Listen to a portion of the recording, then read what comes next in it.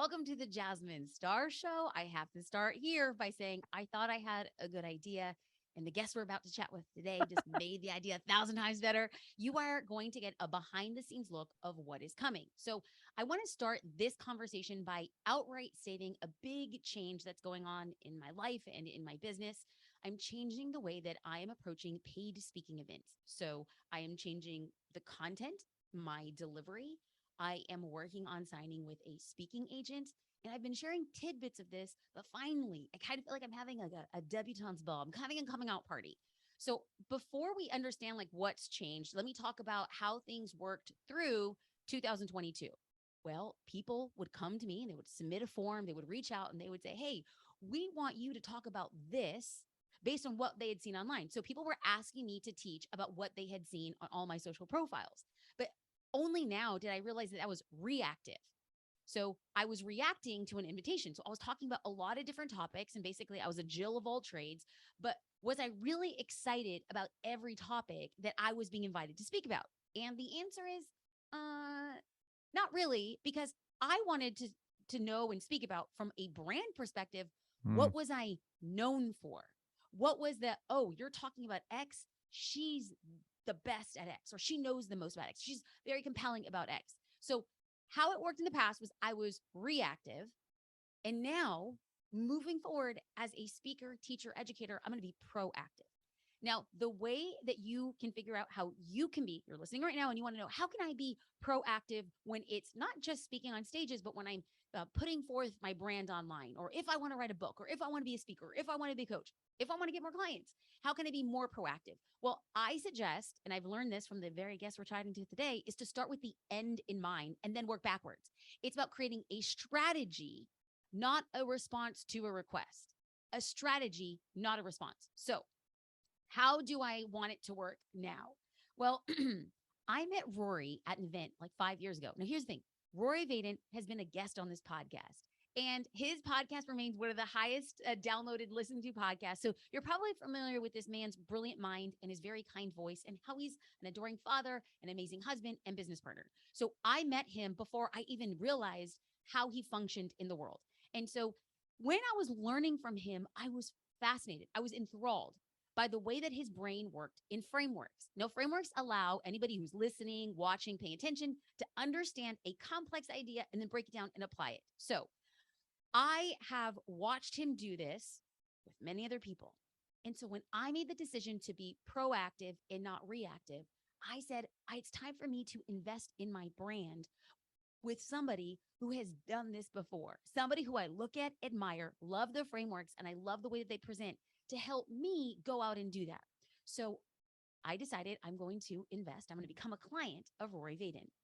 And then I asked Rory, "Hey, Rory, can I give people a behind the scenes sneak peek at how we're going to prepare? Because I am flying to Nashville to meet with Rory for 2 full days." I said, "I'd love to have a podcast where you're going to walk me through how to prepare me for the event." Okay. That was my pitch. I thought, oh, that was a pretty good idea. Rory comes on nothing but 5 minutes ago and says, "Love the idea. But what I want to do is I want to start the session. I don't want to tell people how you're going to prepare. Let's start it so people can do the same right now." Hot dang, y'all. I got chills down my right arm. That is always a good sign. Welcome to the show, Rory Vaden. We are here for you. Wah, wah, wah, wah, wah, wah. That's my big horn. Bam! I'm so I happy you're love here. it. Okay. I love it. This is so brilliant. I mean, I've worked with so many great people. Nobody's ever asked me to say, "Hey, could we do an actual coaching session live on a podcast?" So I've never done this. So I don't know exactly how it's going to go, but I think it's going to be so great. And kudos to you, because in order for it to work, like, you're going to have to get kind of vulnerable and transparent. So Okay. you're going to do that. It's just between me and you and a few million people listening. All right, Jasmine. So just Okay. Here's the thing, for people who are listening to the podcast, I had no idea. I literally we're going to talk about how to prep. And then I thought I could be vulnerable in his offices in Nashville. But what he's asking me to do is what I ask so many people to do, is to be vulnerable and let yourself be seen. And my word of the year in 2023 has been rebirth. I need to do things differently than I had before. Mm. And Rory called me out 5 minutes ago. And the first thing that I thought of was rebirth. You must show people the process of what the rebirth is so that on the backside, people don't look like, oh, she's lucky. Oh, it happened. No, no, no. We're going to sit in the suck and the awkwardness of doing this and being vulnerable. And so I'm going to ask for people to hold space for myself as you're listening, because what you're intentionally and unintentionally doing is holding space for yourself when you apply the work as well. So, Rory, enough of me talking. We'll dive right in. Yeah. Okay. So let's start, right? So first of all, um, so we are a personal brand strategy firm, right? I would say that I've spent my life studying the psychology of influence. So how to move people to action. Our firm, Brand Builders Group, does personal brand strategy. So we coach people like, Lewis Howes, Amy Porterfield. Recently, we've been working with Amy, Ed Milet, Eric Thomas, E.T., the hip hop preacher, Peter Diamandis, so forth and so on, about how to become more well-known, how to make bigger reach, how to make a bigger impact, and then also how to grow their revenue and their reputation, and how to grow their income and their influence, and how to be well-known and wealthy. And the issue that every personal brand has, and that every single entrepreneur has, is noise, right? There's so many people who do something similar to what you do. And for you, Jasmine, if we talk about the speaking world, right, which is also something I know quite a lot about. I was in the World Championship of Public Speaking when I was 23. Hold on. I We got need to tell people that that is actually a thing. World champion of public speaking. That is a thing. And your it boy is. was like dominating. Okay. Okay. Well, I made it twice to the top 10 in the world. And the second time I went, I came in second. So I was the world champion, first runner up when I was 23. And then I had a TED Talk go viral called How to Multiply Time, which is what last time when you had me on the show, we talked about. That was my second book, was called Procrastinating on Purpose, 5 Permissions to Multiply Time. And that was based on the TED Talk. So that was our other conversation. Yep. But and then I was inducted into the Professional Speaking Hall of Fame when I was 37. And then shortly thereafter was when we first started working with Lewis, and we've been working with Lewis for the last 4 years. So then hold on, Rory. Hold on a second. For people who are listening, I'm like, well, I don't want to become a public speaker and I don't want to become an author. The reason why I want to have this conversation is because what I'm trying to do is redefine my brand. And right. This applies to anybody who wants to have impact, influence, and or build a career. And you and I both believe we do this by brand. But if we are not in control of our brand, the brand is told to us. And so I want this to be applied to people who are listening, regardless of whatever their ambitions are, is that this exercise of what we're going to do today is going to help their business, period. Are we on the same page? Absolutely. Like, okay, cool, I just put it together. 100%. You can't, and this is part of the problem, right? Is people try to go, oh, I want to be a speaker, I want to be a podcaster, I want to write a book, before they figure out their identity, before they figure out who they really are. And so, or they launch a business, right? And they kind of just like, oh, I have this idea, and they're not clear. And I'll tell you right up front, here's the single greatest piece of personal branding advice that I've ever received. And it's from a gentleman named Larry Winget. So this is not a Rory Vaden quote. I wish it was, but this one is not. And here's what Larry said: is he said, Rory, the goal is to find your uniqueness and exploit it in the service of others. Find your uniqueness and exploit it in the service of others. And as soon as I heard that, I was like, that's so brilliant. And that's part of how I built the speaking career, was like figuring out what could I do that nobody else could do. And that's when coming back to the noise and this competition of, in order to break through the noise of all the other speakers, you have to be different. You have to be distinctive. You have to be unique. Here's another favorite quote of mine. Another good friend of ours, Sally Hogg, said, she says, different is better than better. Different is better than better. And so we have to find your uniqueness. In becoming a great speaker is more than just being great on stage, although that is part of what we do. We teach people the psychology of laughter and storytelling, and how to come up with frameworks and quotable moments and pillar points, and how to sell gracefully and invisibly from stage, and all these other things. But long before that, which applies to 100% of us, is what is your uniqueness? And so what the process is, before we can help you write a speech, we have to help you find your uniqueness. Before we can help you launch a podcast or create a video course or launch a coaching program or whatever, The way that we approach things is we have to find your uniqueness. And even though Larry said that's what you should do, he never developed a process for how to do it. And that's what we have developed. And that's what I want to take you through now, because that's the genesis for you as a speaker, but for everybody listening, we have to figure this out before we can do anything else. Okay. So, by and large, this podcast has been pretty transformative in giving me access to people and things. And years ago, when I started my career, I had made a promise to God that if I got to where I wanted, that I would always share as much as the journey as a give back, as a true testament. So this podcast is just a way to give back.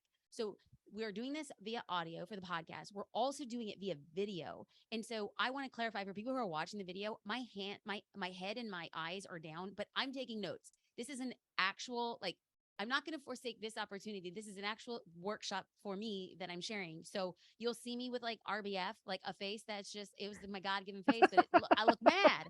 I look mad. This is called my concentrating face. So if you're watching the video and I look mad, I really adore, I adore Rory and AJ. It's just, I have a stank face when I think. So there's that. And I if do my eyes are too. not, That's it's just, me. you I know, do that. it's Everyone, just, RBF. I get it all the time. It is. But if you see me looking down, it's not a lack of respect. I'm actually doing the dang work. So Rory, I'm ready. I'm ready to go when you are. So yeah, so let me show you. I'm actually I actually have a digital drawing pad pulled up. So if you do go watch on Jasmine's YouTube channel, you can see some of this. I'll describe it as well. Cool. So what I want to start out with is coming about to what is the problem? What's the issue, first of all, that we have to, why do we have to find this sort of uniqueness, and help you kind of understand.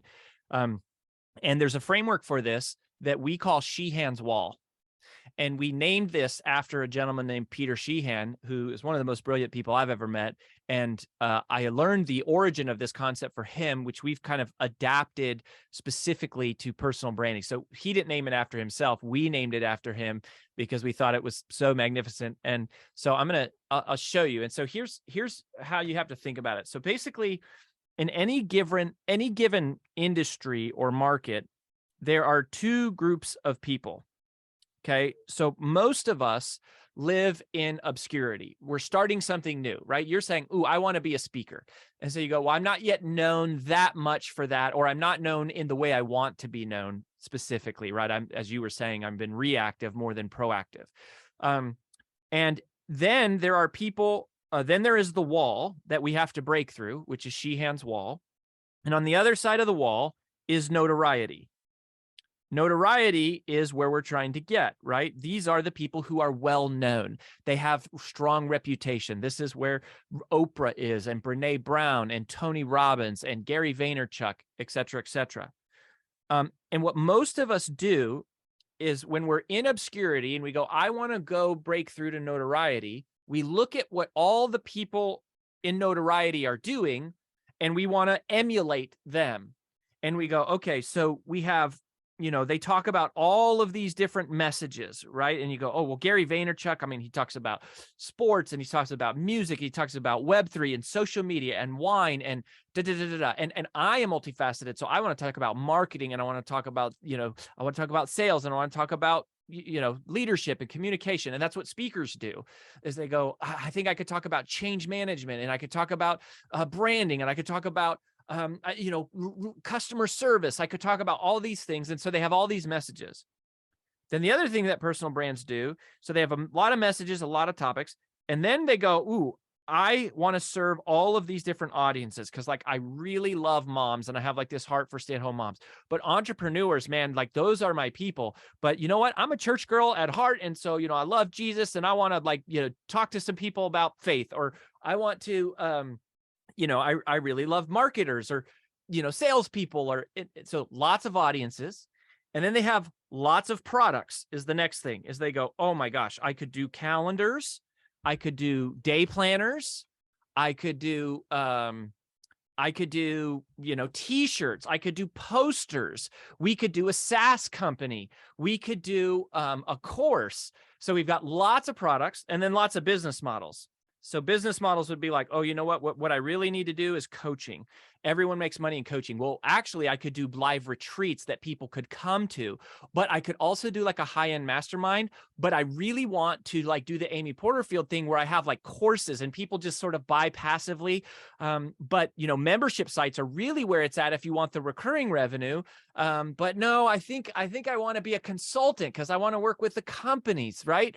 And on and on and on. And so here's the bottom line is, if you bounce off the wall when you do that, because if you have diluted focus, you get diluted results.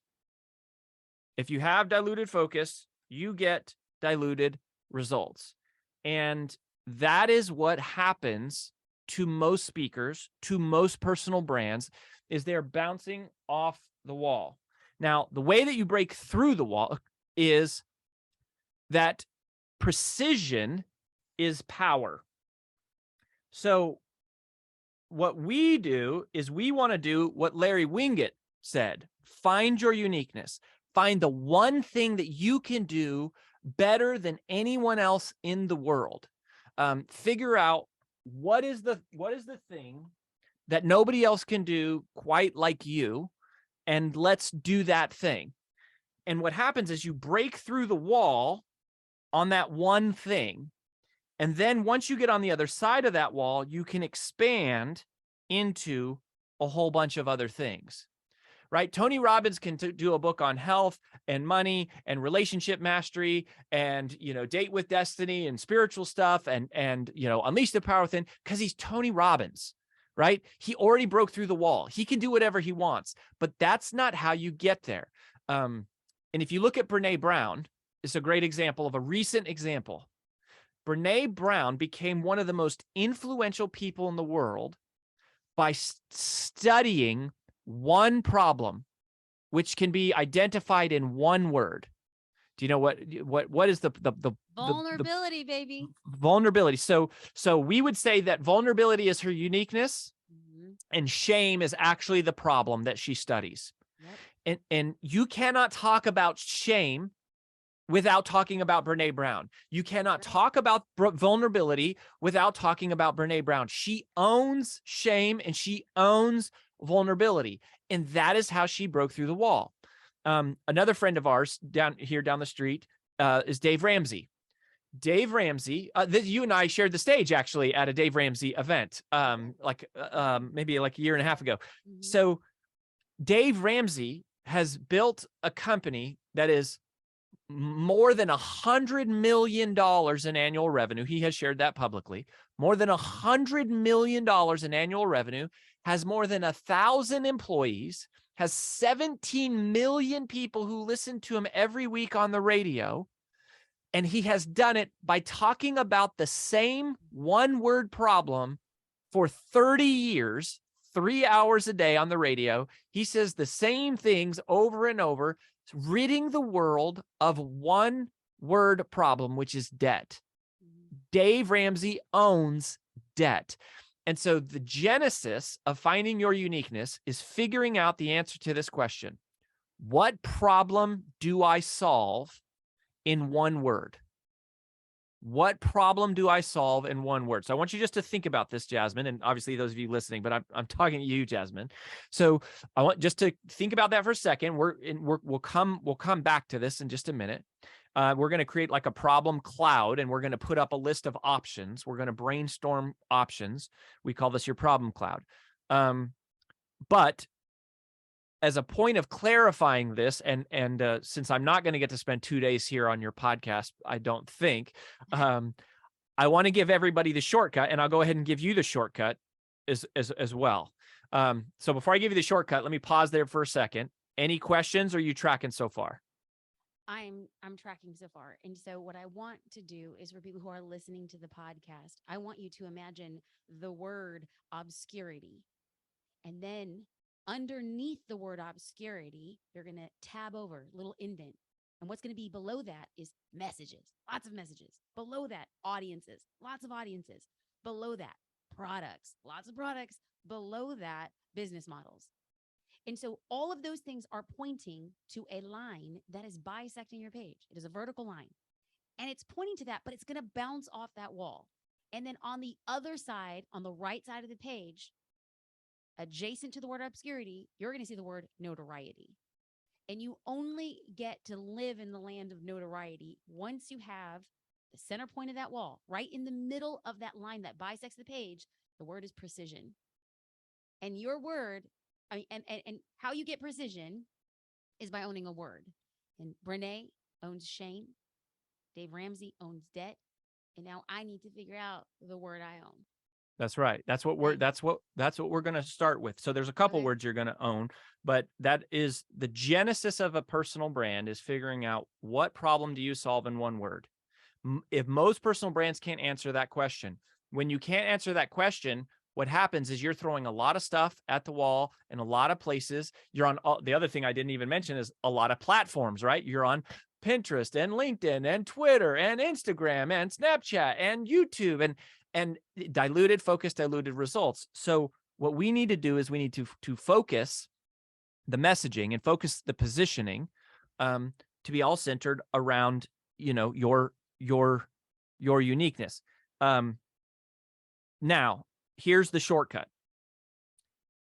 What we have realized, what we didn't know 4 years ago when we started Brand Builders Group, that we know now, is that because now we've been training strategists. So we have about 600 active clients. We exclusively do one-on-one, like human-based coaching. That is like our core businesses, human to human.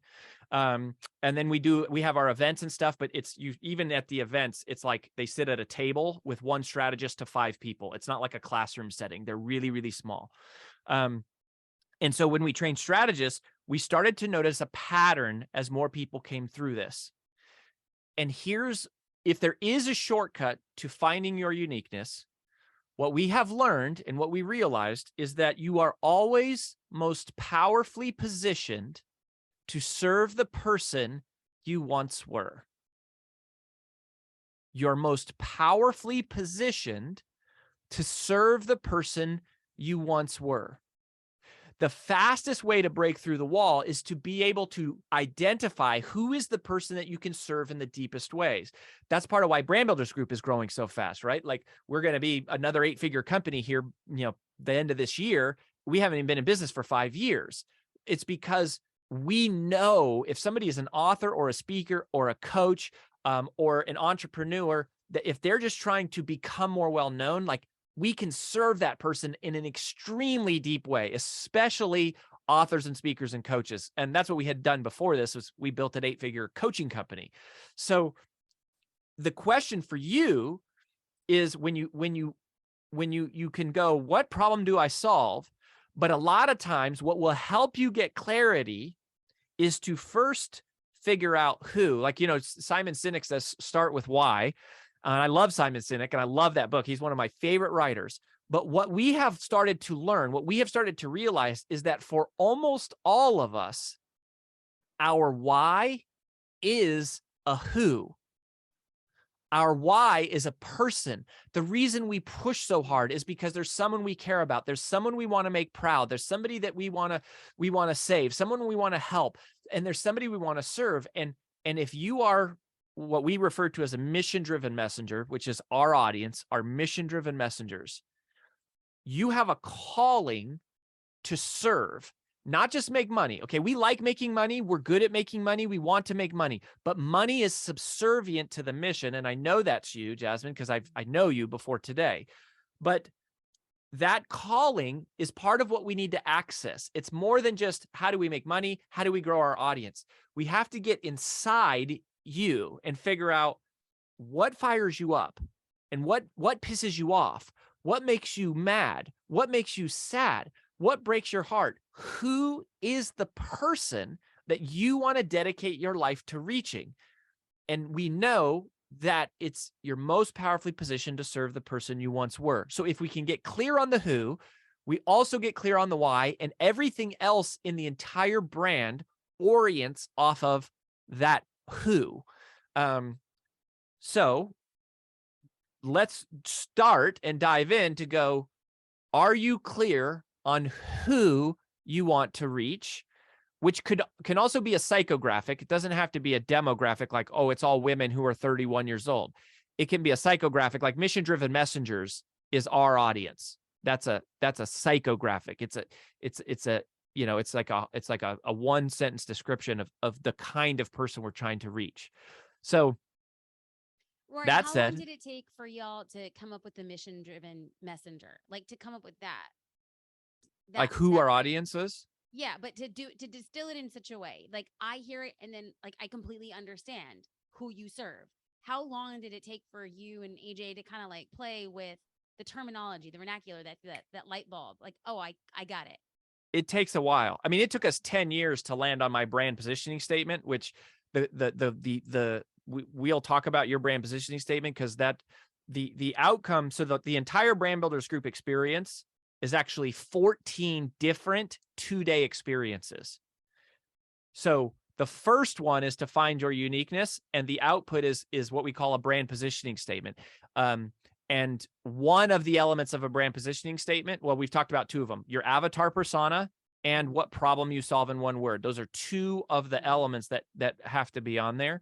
So to get all of those things, it took me 10 years. It doesn't take us 10 years to get people there, but we say it's a 2-day experience, but a lot of times it takes like a couple months. We can get you like 85% of the way there. I mean, we're going to see how far we get you on this call, and then we'll see where we're at. Okay, but just for the people who are listening, they're like, how long is this call going to be? So I had an hour set for Rory for us to walk through this. And so what I'm planning on doing is getting through this hour as much as possible. And then Rory and I are going to be meeting in Nashville in goodness, like 2 weeks. We'll be there together for the 2 days. Then I'm going to come back and I am going to share a podcast around what I learned, and then perhaps invite, if I don't know if I can get Rory to come back on the podcast to really distill, but we'll be able to talk about that after. But my commitment is to show the process. And I'm also, what comes up for me is that like, oh, I can't come up with like my message. And then I reframed it. I am learning. And if it took somebody before me 10 years and now I'm learning from that person, it could take me 10 days. It could take me 10 months, but it will take me less. And so I just want to say thank you for that. And then let the listeners know that you and I have an hour that we'll be sharing. And so what can we do? It's been about 30 minutes now. What can we do in another 30 minutes to really hone in on the shortcut and figuring out the who so that the why is there as well? Yeah. And let's start with the problem cloud. Well, it could be either that we can start with the problem cloud. If you said, what problem do you want to solve for the world, Jasmine? What problem do people have that you feel like, and here's some characteristics of the problem. First of all, it has to be a problem. It has to actually be one word. It has to be a noun. It has to be something that kind of has like a negative connotation or negative energy around it. The problem also is something that your audience knowingly struggles with. So for example, Brand Builders Group, our one word problem is obscurity. We help people who are struggling with obscurity. They are either unclear, untrusted, or unknown. And we help them to find notoriety, to become more well-known. That's what we do. We help mission-driven messengers to become more well-known. So when you think about who do you want to serve as a speaker, and maybe even with the whole future of your personal brand, you got to ask yourself, who do you serve? What do you know about the person you serve? And what are the problems they have that you know you could help them with, because they're likely problems that you have overcome in your own life? So, okay, I'm just going to speak my truth.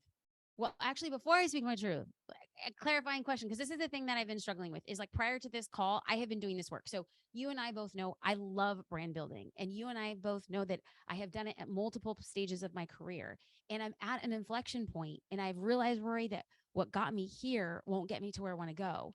And so I'm turning to you with a little bit of street credibility on the back end and talking about how vulnerable it makes me talk about this publicly in real time. Do you think it's advantageous to build a brand based on what people have expressed you've come to know them for? They have come to know you for? Or do you think, if I think back at like the former self of who I need to serve, the things I needed to hear then, that, there is like a Venn diagram of a crossover. And so that's what I've been distilling down.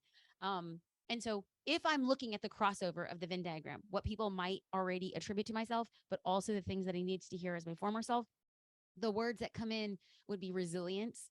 Mm, Like people say that like I help them get back up. But the reason mm. the reason why it just comes from me is because that's only been my story, is that comeback. Another like the problem that I think I help people, and I think it feels like a jacket that's too tight, but what I hear often is people say that I help them with discipline and consistency Okay. because that's just what they see.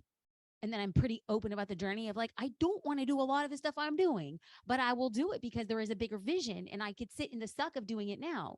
And then people see it and they hear my admission and they're just like, well, she talks the talk and she walks the walk.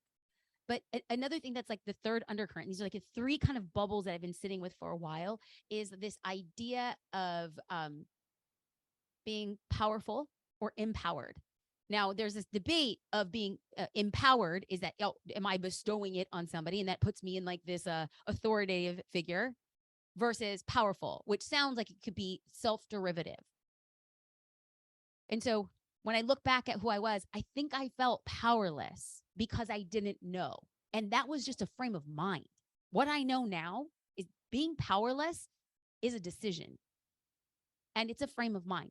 Being resilient is what I wish I knew. Like what I told myself was a bunch of stories that it should look a certain way. And because it didn't, I was doing it wrong. I was behind. Other people had it easy. And I'm like, baby, the people who are at the top are simply those who have the resilience factor shortened and shortened and shortened after they've been punched in the face a billion times.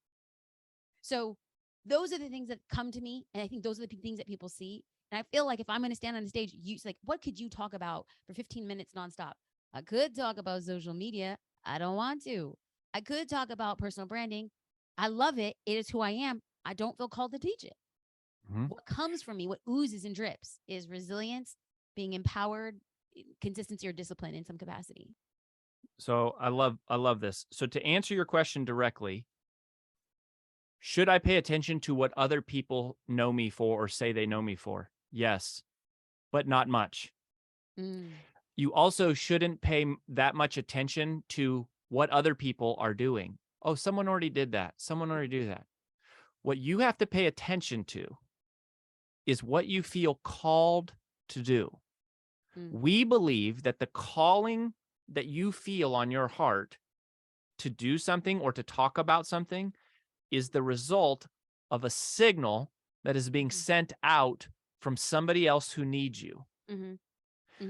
And that person actually needs you way more than you need them. Amen. And that's what we want you to listen to, because that's what moves people emotionally.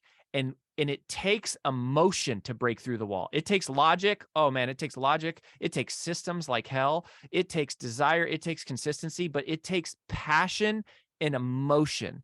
It takes, Mother Teresa dedicated her life to ridding the world of poverty. Dr. Martin Luther King Jr. gave his life to rid the world of inequality.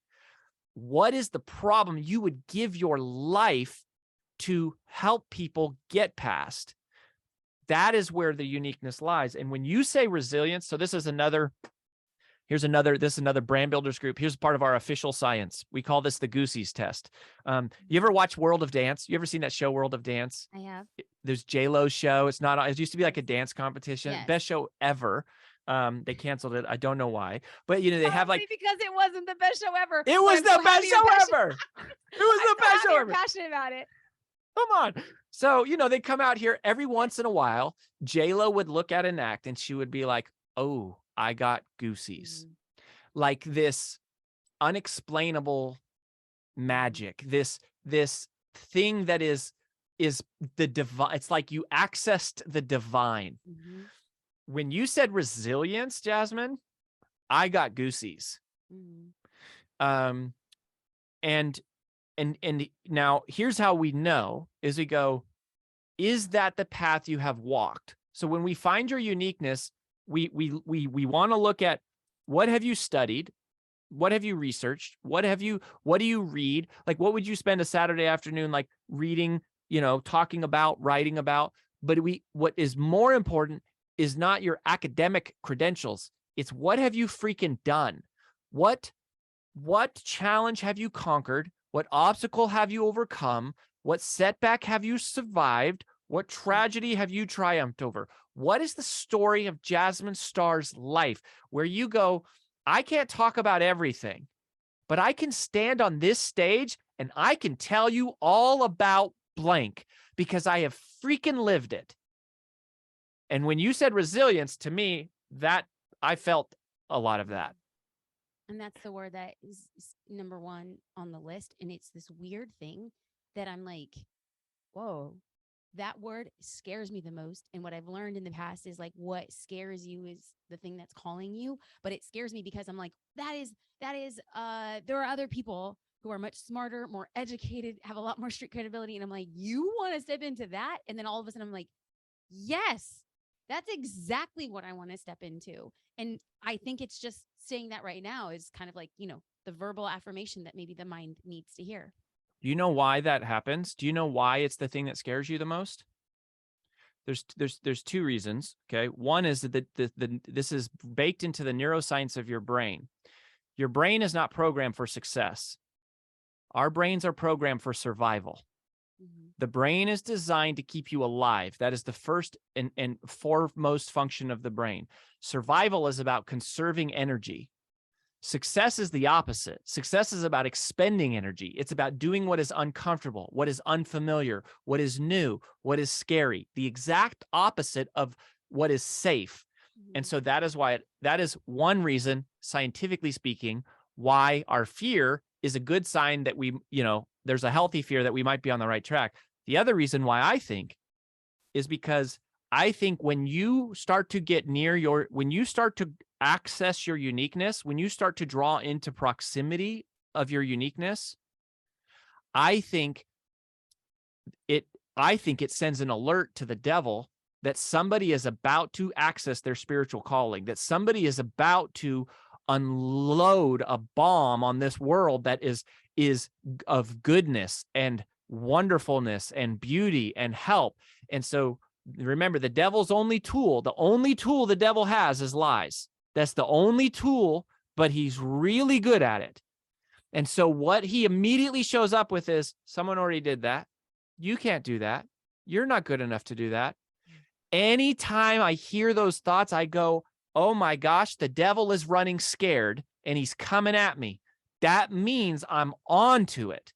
So when you say that, you hear that, I go, because here's the thing, Jasmine, you are a bad mama jamma. You are one powerful bad MFer. Like you are dominating. And so if something scares you, I go, yup, we're on the right track. So let's play with resilience for a second. Okay. Let's hold that tentatively. So now we're stepping into the brand positioning statement. So resilience is not a problem. So resilience is not the answer to the problem you solve. This is the Brene Brown thing that you had said, was that That's when the right. word that I said, what she owns, I said vulnerability. And you said the word, as I pointed clarification, was shame. That's right. So for Brene Brown, vulnerability is her uniqueness. Now, Brene, I should clarify, is not a client of ours, right? But I can see, you can see these examples, right? Yes. Like this, we triangulate our framework based on what has worked for us, also our clients, and then also third parties out there in the world. So vulnerability is her uniqueness. The problem she solved is shame. Resilience is a candidate for your uniqueness.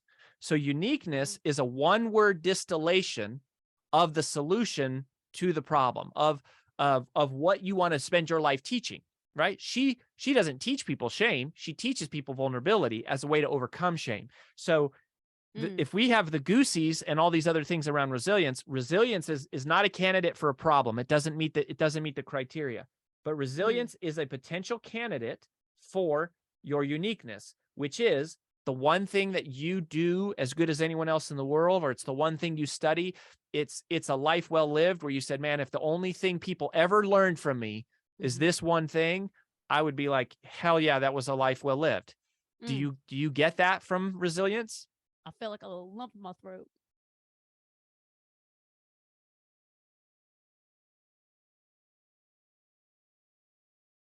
You could end your days and go, if someone said what Jasmine taught me how to do was be resilient, Like you would. if like I would go to bed every night really happy if somebody said that she taught me how to keep going, get up and keep going. I would be like, I lived a good life. I lived a great life if that happened. Whew.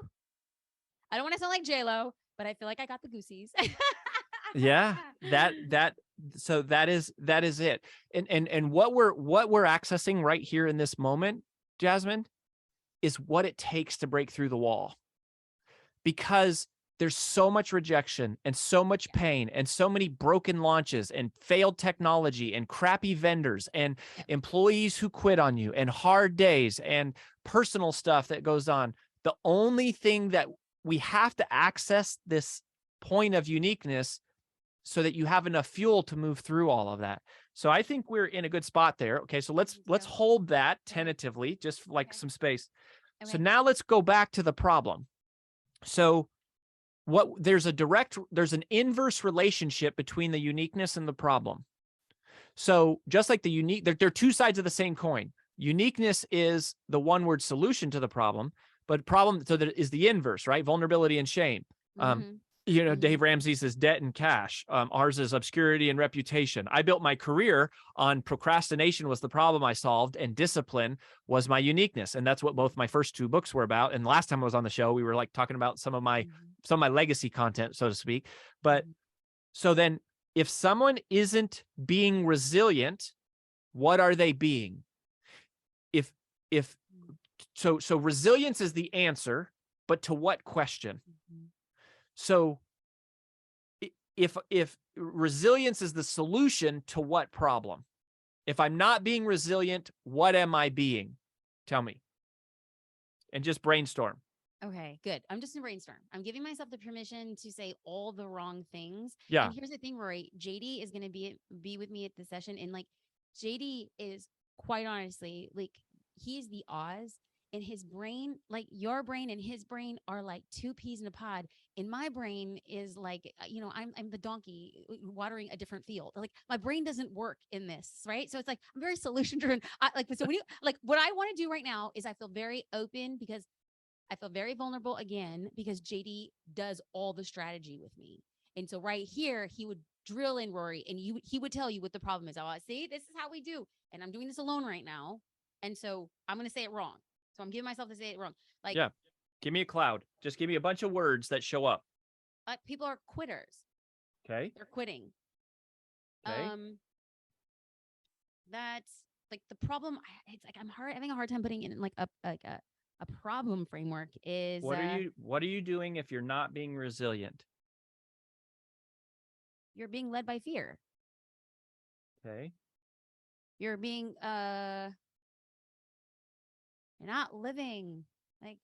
you're not living to your fullest potential.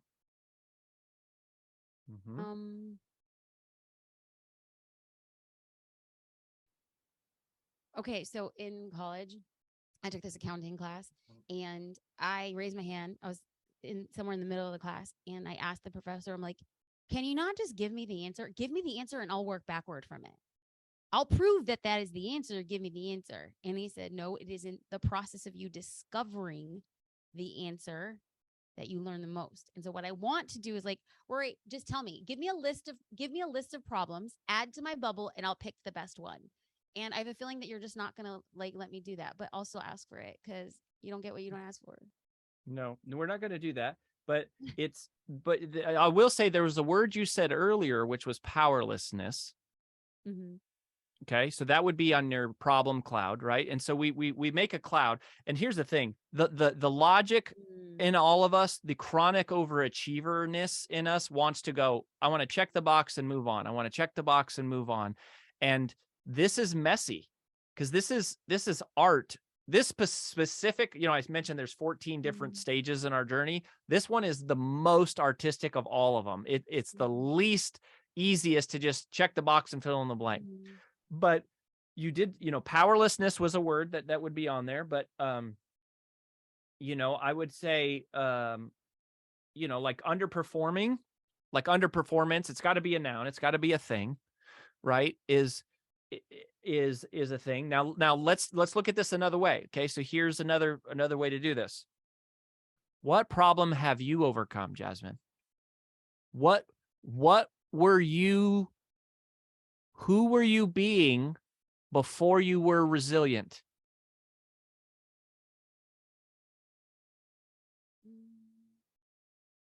A victim. Mm.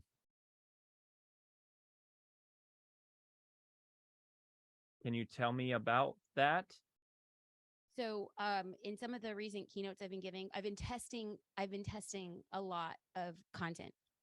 And one thing that I noticed kind of like popped eyeballs was the phrase, I let life happen to me instead of me happening to it.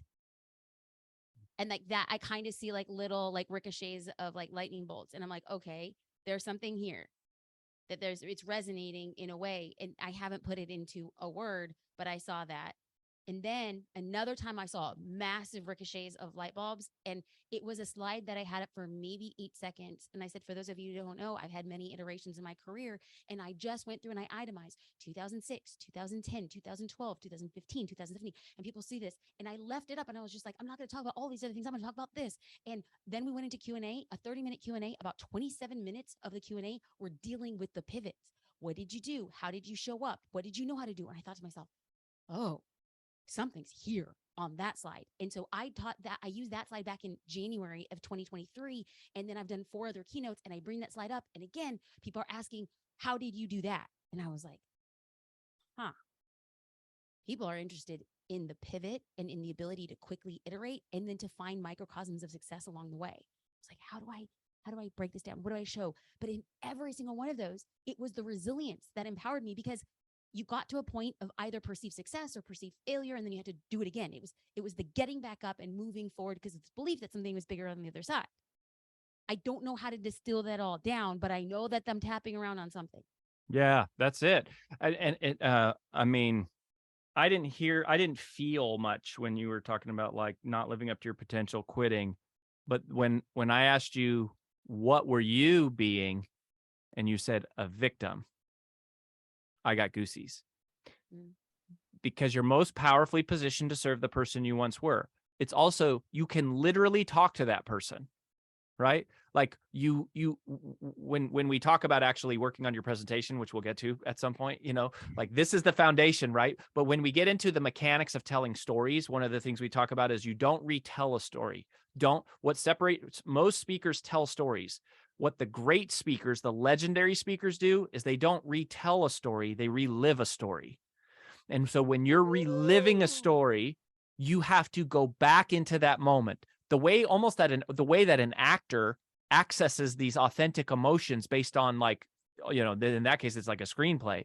But when you're a speaker, you have to go back to that moment in time and access that emotion. So when you talk about it, you're going to take us back, and you're going to tell me, which is going to be painful, is you're going to tell me about the time that you were a victim. So that speaks to me. Mm-hmm. Mm-hmm. Mm-hmm. It's crazy that you bring this up, particularly because in previous lives, when I was in different careers in different industries, I realized that I was telling stories, but I actually said I was telling a story, but what made it really compelling, and I didn't know it till right now, was that I was reliving it. So when I was talking to photographers and how I went to my very first conference, and like everybody was super artistic, I imagined everybody walking around with red berets and a thin hand rolled cigarette with a scarf around their neck, and they'd be talking in short, quip, seconds, and blink, looking to the left and to the right and wondering, hey, where's my camera in this very moment? That right there, I was reliving it. I wasn't retelling it. And now I'm like, that's what I got to do. That's what I got to do now on these stages. And I need to harness, I need to find those stories and go back and relive them and not just retell them. Oh, you're muted. You're muted.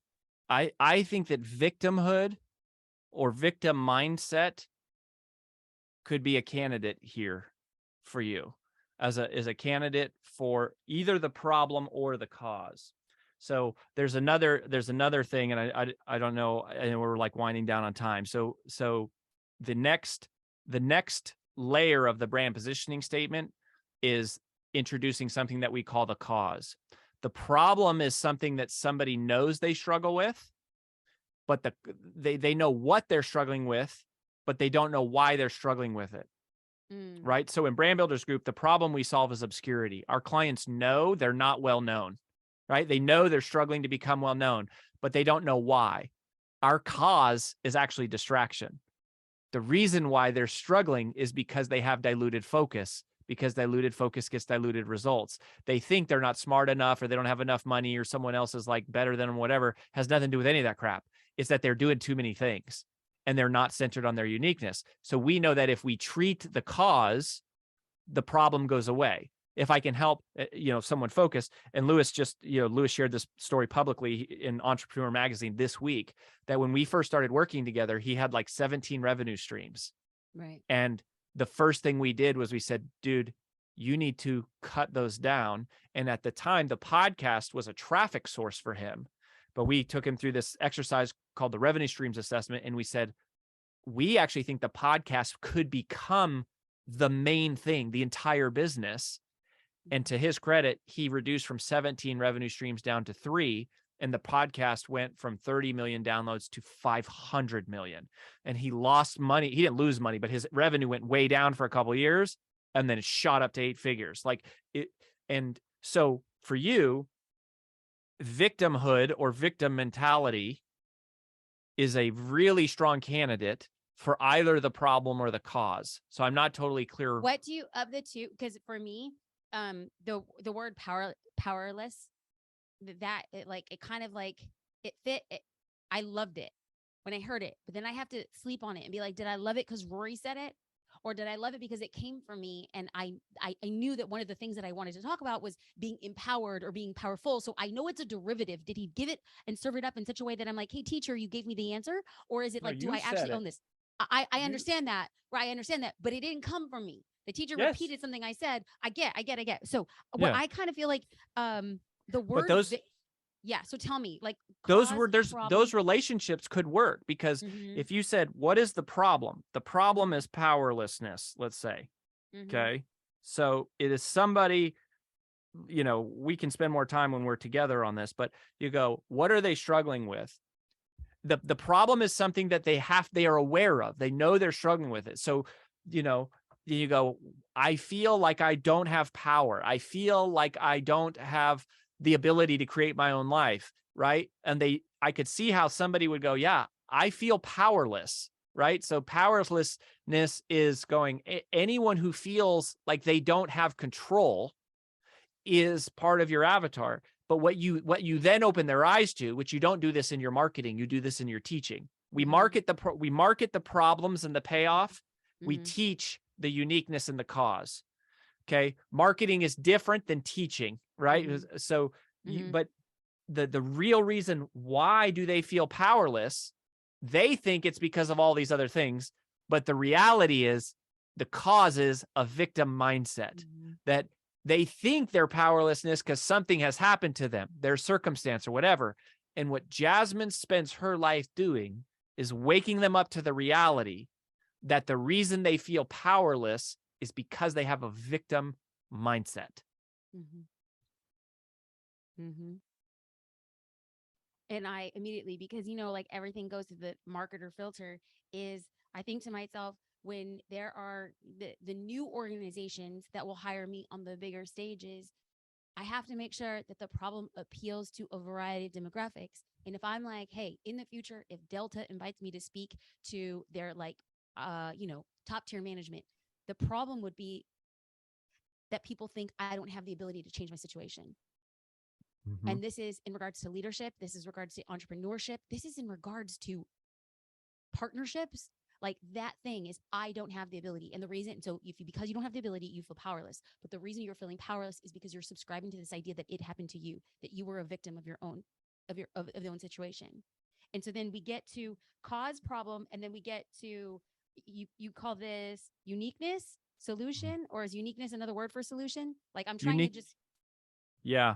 Here, let me, I'll share my screen here just so you can sort of see. Okay. So that'd be good. So it's kind of messy here, but the way that it happens is at the very bottom, which is the foundation that everything is built on, is the AP stands for avatar persona. That's the Yes, who. the who.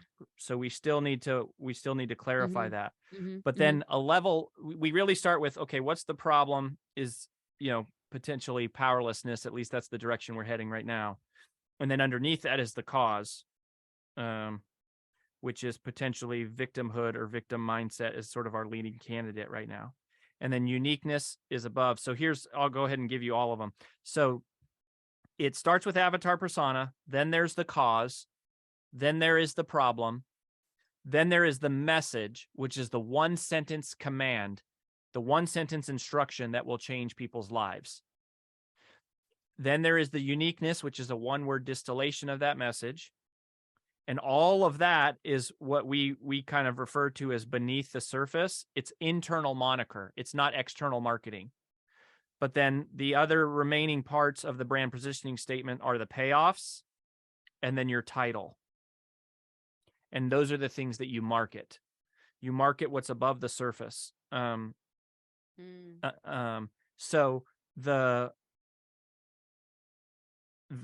So so we've been working on problem, uniqueness, and cause. We haven't touched too much on avatar persona, but the reason that this process works is all of these things have to triangulate back and forth on each other. They all have a relationship to one another.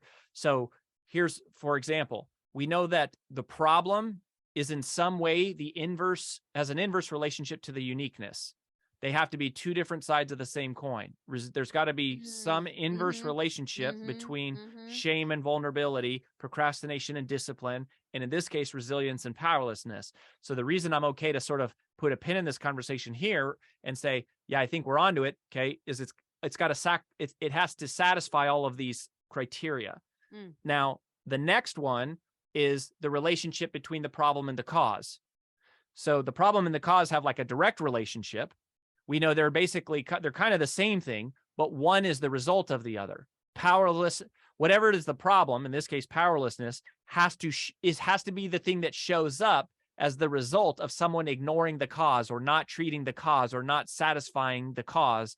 And so the life they're experiencing is whatever is labeled in the problem, which is powerlessness. So if I have a victim mindset, then my life would reflect as powerlessness. I would be feeling that. To me, that checks. That's a litmus test. The other thing is the uniqueness. Okay. The uniqueness has to treat the cause. And if the uniqueness is the solution to the cause, the problem goes away as a byproduct. So in other words, if you have a victim mindset, what you need to have is a resilience mindset. If you embrace resilience as your new, modus operandi, your mode of operating, your mode of thinking, then your current mode, victimhood, would disappear and powerlessness would disappear with it. So the uniqueness is actually you market the problem, but you treat the cause, and the uniqueness treats the cause. So there's this relationship, and to me that checks out. Now, what we haven't gotten into, which is kind of the most important one, is the message.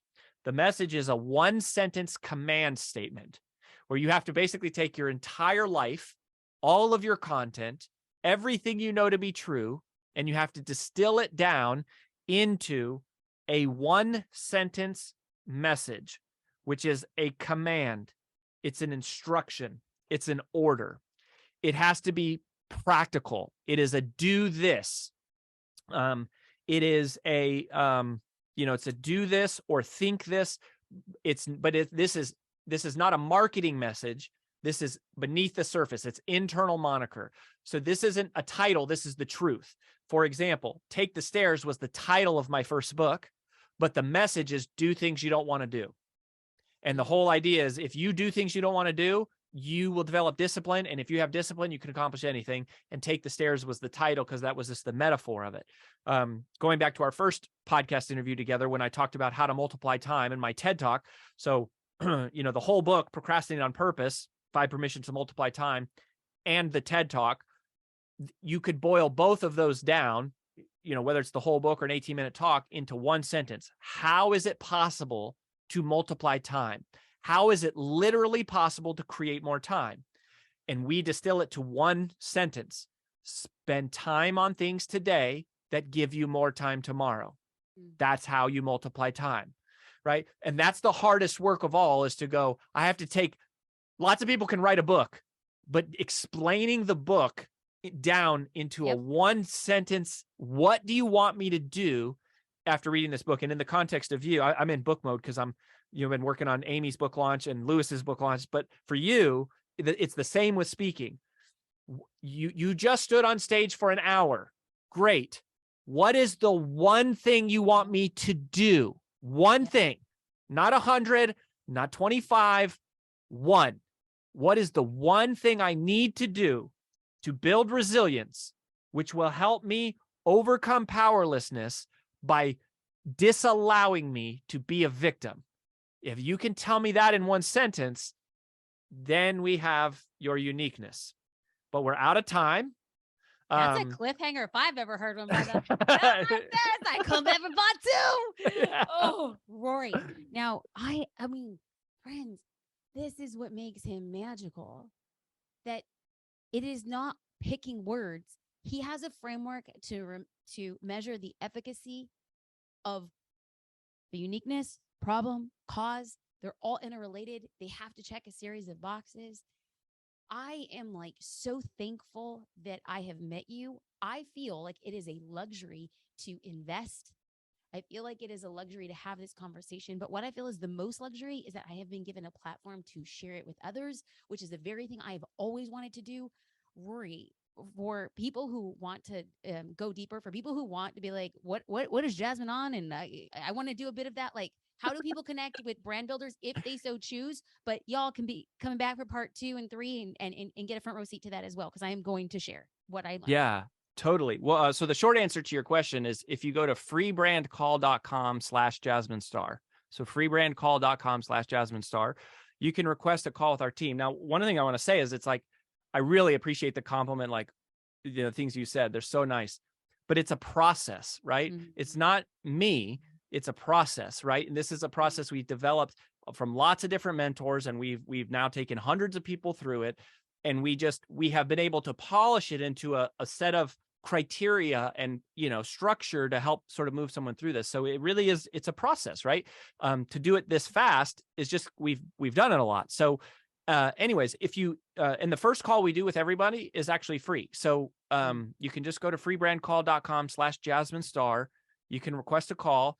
And then we'll also tell people too, if we don't think now is like the perfect time, but we'll give you a little assessment that you take. And then we'll kind of tell you like, okay, I think we should talk, or maybe, check out these other resources or whatever. But we want to get to know you, because it's human, right? I mean, we haven't figured out how to do this part like in an automated fashion. Like it's the same process for everybody, but the answer to somebody's uniqueness is completely different, is completely unique. And again, I think what this is, Jasmine, is this is to me, to us, this is more than branding. It's more than an exercise in messaging. This is about accessing God's divine design of your humanity.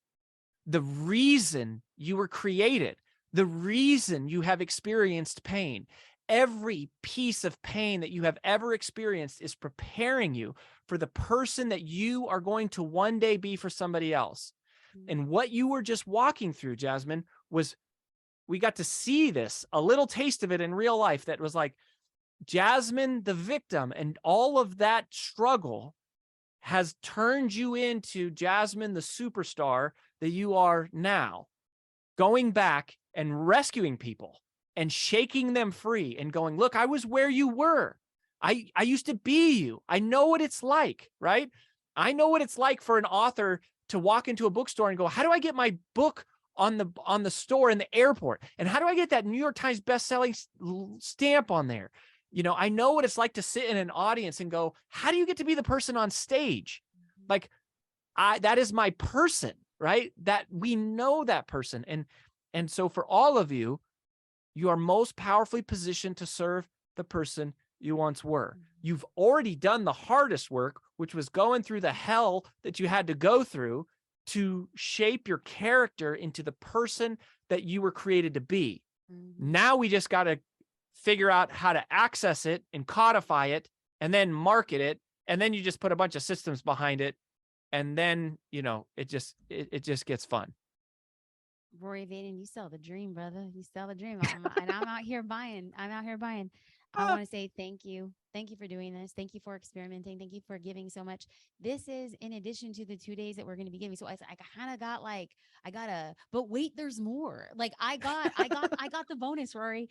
Freebrandcall.com/Jasmine Star. Rory, thank you. And you can all creep on Rory Vaden on social platforms. So check him out. I appreciate you. Thank you for listening to the Jasmine Star Show. I really do look forward to coming back with part 2 and letting people know more about the journey. And so, if ever in the future you have the opportunity to sit in an audience where I stand on a stage, you will be able to see the origins of the awkwardness that got me there. So, Roy, thank you for the honor and privilege. You're the best. See you soon, friend.